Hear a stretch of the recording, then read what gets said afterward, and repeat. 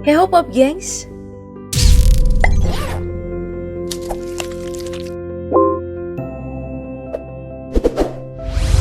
Seekor macan tutul mendekati sebuah kandang burung dan melakukan tindakan yang tidak pernah terduga oleh para peneliti sebelumnya. Seekor rubah merah juga ternyata punya kebiasaan yang tidak biasa agar bisa bertahan hidup di tengah musim dingin loh. Semuanya demi satu tujuan, yaitu bertahan hidup. Sebab hewan apalagi pemangsa memang tidak mengenal apa yang disebut dengan baik dan buruk. Demi bertahan hidup, apapun pasti bakal dilakukan. Dan bagaimana aja sih perilaku tak terduga mereka saat berburu mangsa? Lihat tayangan ini sampai habis yuk. Kita mulai dari hewan yang agak-agak mirip sama kucing, yaitu rubah merah. Nah, hewan ini dikenal dengan kemampuan unik, yaitu bisa mengeluarkan berbagai macam suara hingga 40 jenis. Selain itu, rubah merah dikenal sebagai hewan yang bisa dengan mudah beradaptasi dengan berbagai tempat. Mulai dari gurun, hutan, dan pegunungan, baik di musim dingin maupun musim panas. Beda dengan hewan-hewan di musim dingin yang melakukan hibernasi untuk menghabiskan waktunya, rubah merah justru lebih aktif mencari makan. Mereka akan datang mencari sisa-sisa makanan dari para predator besar. Selain itu ya, mereka ini sebenarnya memiliki keahlian untuk menyelam di tengah salju untuk mencari cemilan berupa tikus. Lihat deh betapa indahnya cara melompat rubah merah ini. Saking terkenalnya lompatan indah mencari mangsa ala si rubah merah ini, banyak loh warga bahkan pelatih olimpiade yang sengaja datang ke Taman Nasional Yellowstone Amerika Serikat hanya untuk ngelihat aksinya. Soalnya lompatannya itu dianggap sempurna dan sangat efektif. Mereka sampai terkagum-kagum dengan kemampuan rubah merah yang bisa mendeteksi pergerakan tikus di bawah salju ini. Ya, walaupun gak selalu dapet sih, mungkin karena terganggu sama suara-suara lain, jadi dia gak fokus. Tapi emang keren ya, padahal kukira hidup di tengah salju kayak gini gak bakal ada lagi makanan yang bisa ditemukan. Ya, begitulah kehidupan di bumi ini berjalan. Semua makhluk akan berusaha beradaptasi dengan lingkungan sekitar agar bisa bertahan hidup dan mencari makan. Dan lihat cara macan tutul ini mencari makan. Ia mengincar anak kambing liar atau yang dikenal dengan sebutan markor yang sedang berusaha menyelamatkan diri dengan memanjat tebing curam. Pelan tapi pasti, ia berjalan mengendap-endap menghampiri kambing di tebing. Seakan tidak punya rasa takut jika sewaktu-waktu ia bisa jatuh dan mati. Sama-sama menantang maut ya. Dan kamu beruntung bisa melihat pemandangan ini Pop Gengs. Soalnya macan tutul salju kini udah terancam punah. Dan ini adalah video pertama secara dekat saat macan tutul mendekati mangsanya yang pernah direkam.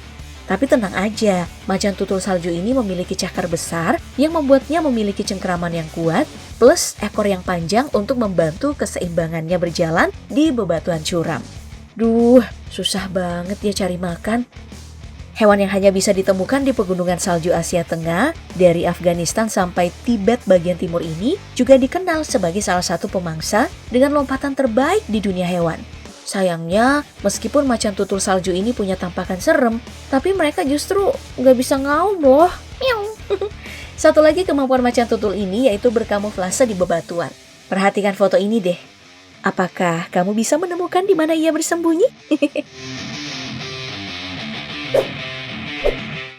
Tapi ada juga nih kelakuan sepupunya si macan tutul biasa yang lebih jahil lagi. Jadi suatu hari, seorang peneliti bernama Kyle Mark Middleton sedang melakukan penelitian terhadap seekor induk burung enggang yang berparuh besar. Induk burung yang sanggup hidup hingga 70 tahun ini baru aja bertelur, sehingga Kyle memutuskan untuk menaruh kamera di depan sarangnya. Ya, berharap bisa mendokumentasikan proses tumbuh kembang sang bayi dari burung enggang. Tahu-tahu muncullah tamu tak diundang. Dengan lincah, macan tutul yang bisa hidup di segala habitat ini memasukkan kepalanya dan menerkam bayi burung dan mengeluarkannya dari sarang dan bersiap dijadikan santapan cemilan. Duh, betapa terkejutnya emak sama bapak enggang ya pas pulang ke rumah dapat sarangnya udah kosong tanpa si buah hati. Jadi sedih liatnya. Macan tutul, dasar si pencuri anak. Kalau sedari tadi kita melihat perilaku tak terduga predator yang berburu mangsa secara solo, sebaliknya ternyata paus pembunuh alias orca ini justru berburu dengan cara berkelompok loh.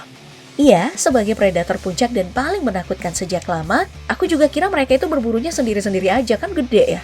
Gak taunya, keluarga lumba-lumba ini memiliki teknik berburu secara berkelompok dengan menggunakan komunikasi vokal yang mereka turunkan dari generasi ke generasi.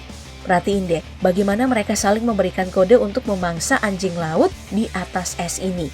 Wah, kompak banget ya mereka. Setelah ngasih kode, selanjutnya mereka menciptakan ombak agar si anjing laut yang jadi sasaran ini jatuh ke air dan langsung ditangkap. Kasian ya anjing lautnya. Keluarga terbesar dari lumba-lumba ini bisa hidup di semua lautan dunia dalam berbagai lingkungan laut, mulai dari kutub di Arktik dan Antartika hingga lautan tropis. Yang membuat mereka bisa seperti itu karena orca emang memiliki jiwa sosial yang tinggi. Mereka membentuk klan, berburu bareng, tidurnya pun bareng. Selain itu karena komunikasi satu sama lain untuk saling membantu saat mengalami masalah. Bahkan ya, berkabung jika ada salah satu anggota kelompok mereka yang mati. Wah. Oke, mari kita berpindah ke predator yang menghuni langit, yaitu burung elang si raja angkasa. Burung elang adalah predator pemangsa yang paling menakutkan bagi hewan-hewan kecil, karena jarang ada yang bisa lolos dari incarannya. Soalnya burung yang punya penglihatan sangat tajam dan kecepatan terbang luar biasa ini juga memiliki kekuatan cengkeraman cakar kaki yang dilengkapi sama kuku-kuku tajam. Jadi bukan hanya hewan kecil yang harus waspada, tapi juga hewan gede macam serigala. Wah, emang ngeri banget ya liatnya. Serigala aja bisa bertekuk lutut dibuatnya.